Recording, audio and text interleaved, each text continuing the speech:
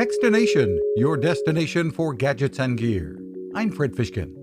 Kitchen tech always catches our eye, and while sous vide cooking isn't exactly new, more and more techie devices have arrived to make it easier than ever.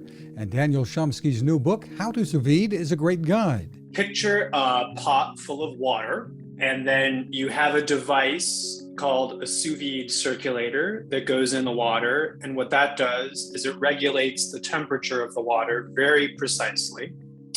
And then you're putting the food in the water, but it's not contacting the water because the food is in a bag that cooks at a very precise and constant temperature. Chances are you've had it prepared this way in some very good restaurants, and Shumski shows how easy and foolproof it can be at home for a wide variety of dishes.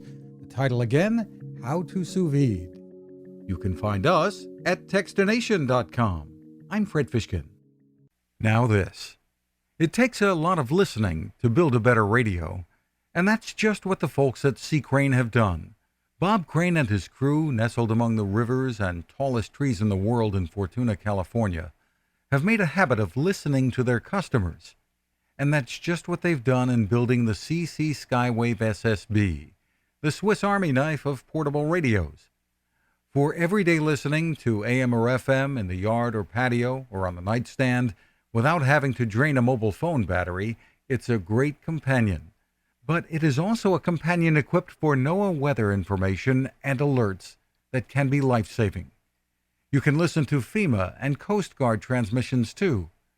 Beyond all of that, you can tune into shortwave signals from around the world.